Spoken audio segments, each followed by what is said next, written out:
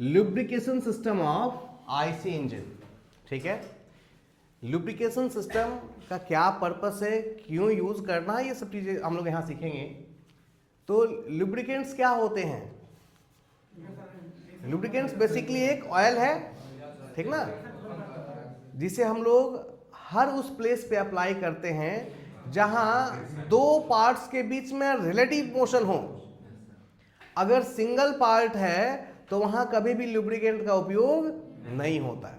जहां दो या दो से ज्यादा पार्ट्स के बीच में क्या हो, रिलेटिव मोशन हो, और जब रिलेटिव मोशन होगा तो उनके बीच कांटेक्ट होंगे। हमने थ्योरी ऑफ मोशन में पढ़ा, या तो पॉइंट कांटेक्ट होगा या सरफेस कांटेक्ट होगा, पॉइंट या लाइन या फिर सरफेस। बेसिकली जहां सरफेस पॉइंट कांटेक्ट में बहुत ज्यादा इफेक्ट नहीं रहता है, लेकिन अगर सरफेस टू सरफेस कांटेक्ट हो रहा है और अगर आपने प्रॉपर लुब्रिकेशन सिस्टम का यूज नहीं किया है तो दोनों ही सरफेस से मेटल क्या होगा, रिमूव होगा।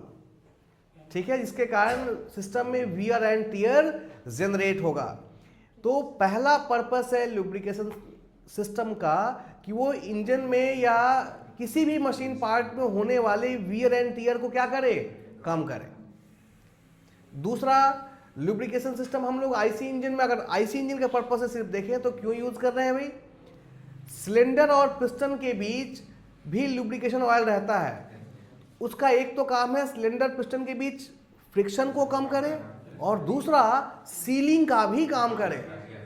यह एक सीलिंग एजेंट, सीलिंग के लिए हम लोगों ने वहां ऑलरेडी किसको लगा रखा है, रिंग को, पिस्टन रिंग को।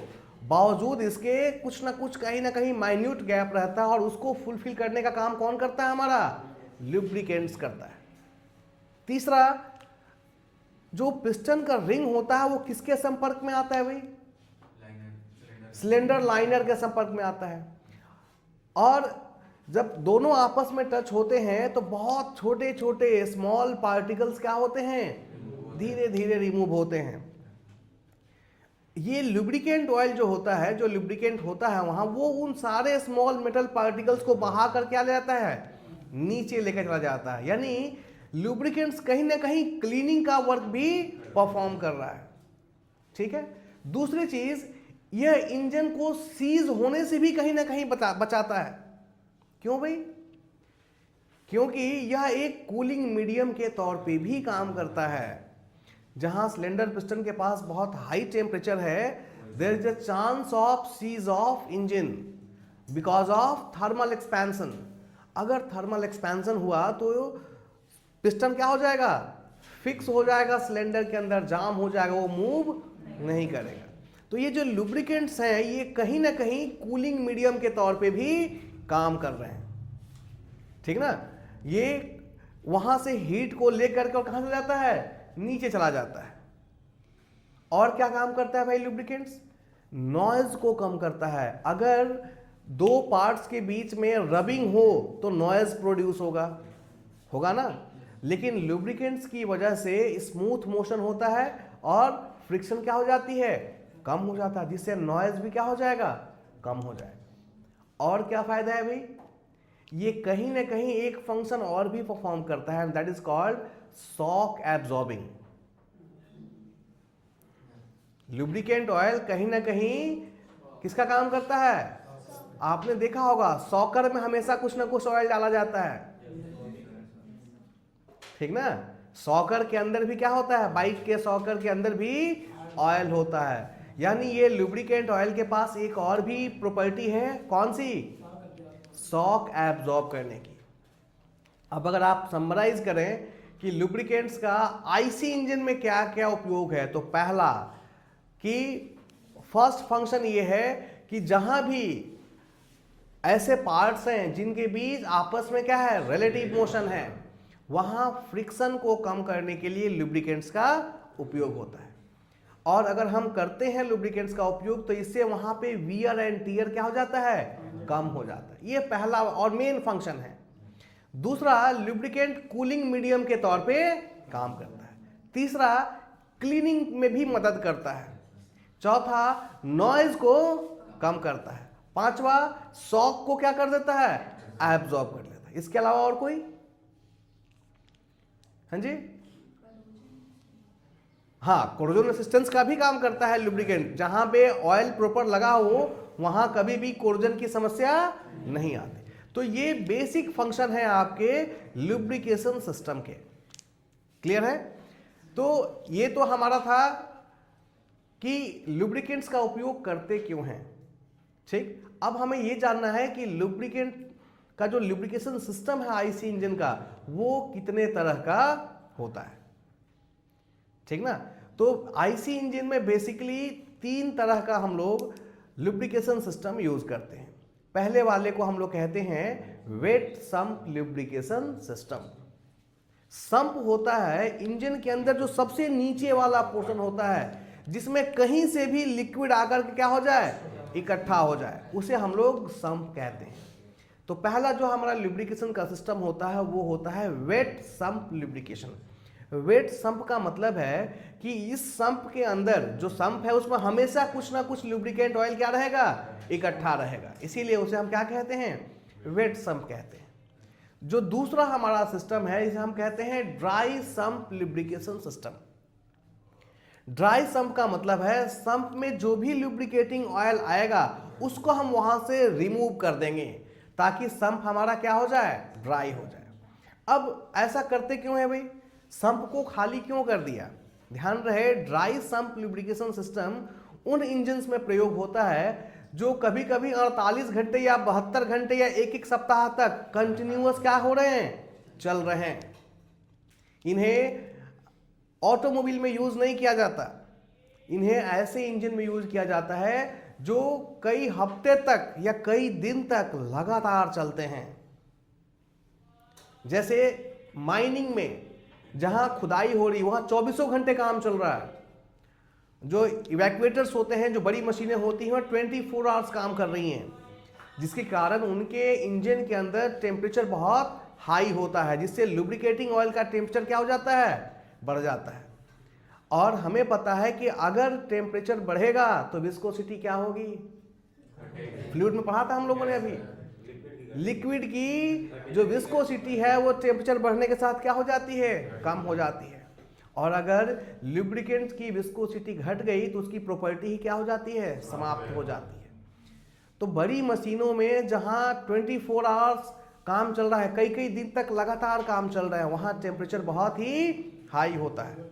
और उन इस तरह के जितने भी सिस्टम हैं इनमें हम लोग ड्राई सम्प यूज करते हैं, क्योंकि इसमें जो लुब्रिकेटिंग ऑयल की मात्रा है वो काफी ज्यादा होती है। हम क्या करते हैं, सम्प से इस लुब्रिकेटिंग ऑयल को बाहर निकाल लेते हैं और लेके चले जाते हैं कहाँ पे, कूलिंग चैम्बर में। इन इंजन्स में एक अलग से कूलिंग चैम्बर होता है जहां ले जाकर के हम पहले इन कूलेंट्स को क्या करते हैं, ठंडा करते हैं।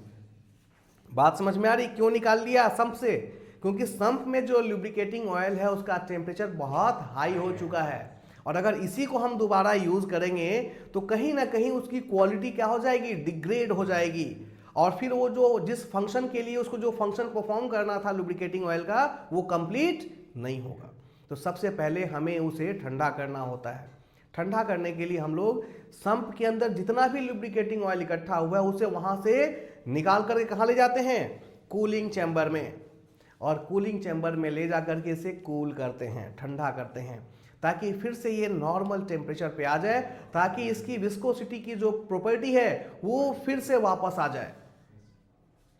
ठीक ना? और ठंडा होने के बाद वापस इसे फिर से क्या करते हैं, डिफरेंट सिस्टम्स में यूज करते हैं। यूज करने के बाद जब ये यूज होता है उसके बाद फिर से कहाँ इकट्ठा हो जाता है, वापस सम्प में। फिर सम्प से क्या कर लेते हैं, कहाँ ले जाते हैं, कूलिंग चैम्बर में। तो ड्राई सम्प का कॉन्सेप्ट समझ में आ रहा है। तीसरा जो सिस्टम हम लोग यूज करते हैं that is called mist lubrication system, जिसके बारे में हमने 2 स्ट्रोक इंजन में बताया था। ये एक ऐसा लुब्रिकेशन सिस्टम है जिसमें इंजन के नीचे यदि हम सम्प नहीं बना सकते तो हम मिस्ट लुब्रिकेशन सिस्टम का उपयोग करते हैं।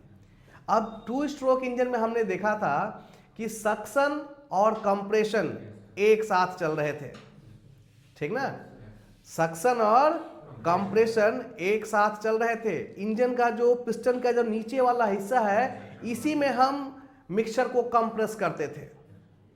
तो अब हम वहां पे क्या नहीं बना सकते, सम्प नहीं बना सकते। इसीलिए यहां पर हम क्या करते हैं कि लुब्रिकेंट्स को फ्यूल के साथ ही मिक्स कर देते हैं। पेट्रोल पंप पे हम लोग जाते हैं, टैंक ओपन करते हैं, 100 रुपए का पेट्रोल लिया और 20 रुपए का मोबिल, एक पाउच मिलता है, फाड़ के क्या करते हैं, डाल देते हैं।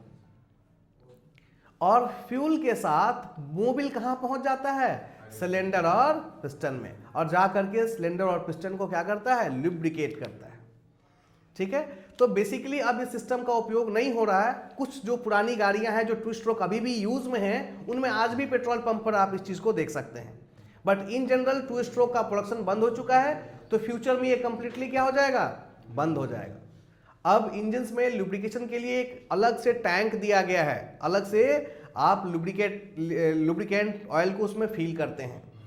जब भी सर्विसिंग कराने जाते हैं तो वो मोबिल चेंज करता है, दैट इज वो लुब्रिकेंट ही हमारा क्या करता है, चेंज करता है। क्लियर है? तो ये बेसिकली 3 तरह के हमारे सिस्टम हुए, कौन कौन से, wet sump, dry sump and mist lubrication system.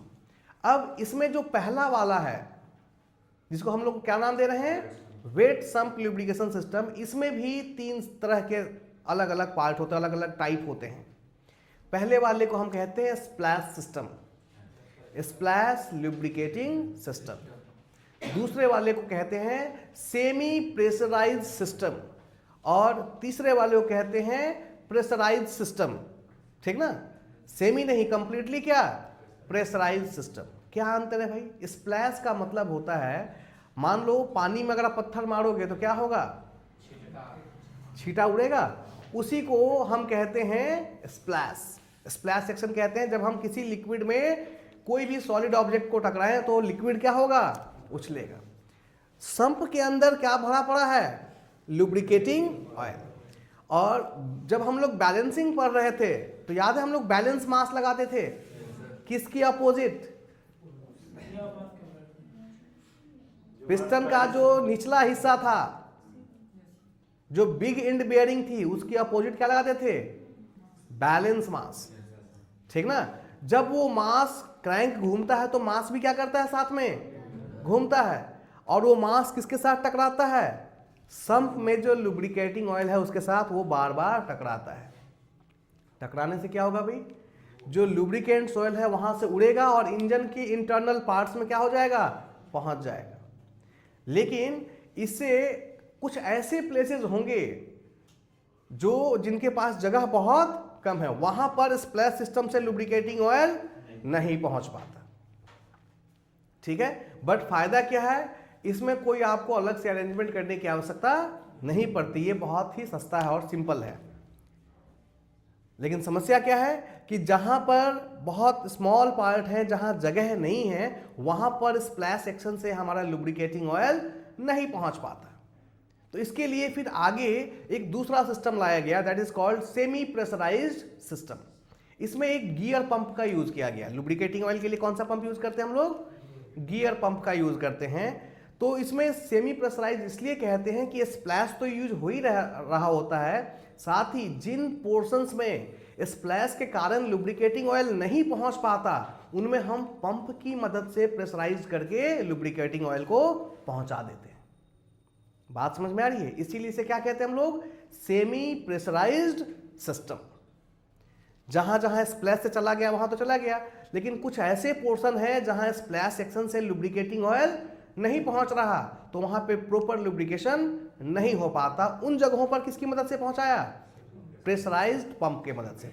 हमने लुब्रिकेटिंग ऑयल को पंप की मदद से प्रेशर में ले आए और फिर उनको डिफरेंट पार्ट्स जहां जहां हमें पहुंचाना है वहां पे हमने सेंड कर दिया। जो इसमें तीसरा सिस्टम था वो प्रेशराइज्ड सिस्टम था, जिसमें स्प्लैश सिस्टम काम ही नहीं करता। हर पोर्शन में जहां भी हमें जरूरत है हम क्या करते हैं, पंप के थ्रू ही भेजते हैं। यानी ये सिस्टम बहुत ज़्यादा एफिशिएंट होता है। हमें जहां जितनी लुब्रिकेशन की आवश्यकता है उतनी लुब्रिकेंट्स हमको वहां पे मिल जाते हैं, क्योंकि हमारे पास फुल्ली प्रेशराइज्ड सिस्टम है, ताकि as per need, as per requirement, जहां जितने लुब्रिकेंट्स ऑयल की जिस रेट से आवश्यकता है वो हम फुलफिल कर पाते हैं। तो यही टोटल हमारा लुब्रिकेशन सिस्टम है। क्लियर है? फिर से एक बार समराइज करें। आईसी इंजन का लुब्रिकेशन सिस्टम का मेन पर्पस जिन पार्ट्स के बीच रिलेटिव मोशन है वहां वियर एंड टियर कम करना, पहला मकसद। दूसरा, यह सीलिंग का काम करता है सिलेंडर और पिस्टन के बीच में। तीसरा, यह कूलिंग का काम करता है, थर्मल एक्सपेंशन से बचाता है। चौथा, क्लीनिंग का भी काम करता है, साफ सफाई का भी काम करता है। पांचवा, नॉइज को कम करता है, क्योंकि ये रिलेटिव, जहां जिन पार्ट्स के बीच रिलेटिव मोशन हो रहा है उनके बीच ये खुद आ जाता है, जिससे नॉइज क्या हो जाता है, कम हो जाता है। नेक्स्ट, शॉक एब्जॉर्बर का काम करता है। तो ये सारे हमारे पर्पस हैं किसके, लुब्रिकेंट्स इन आईसी इंजन में। ठीक है, नाउ कितने मेथड हैं लुब्रिकेशन के, 3। पहला है वेट सम्प, दूसरा है ड्राई सम्प, तीसरा है मिस्ट लुब्रिकेशन।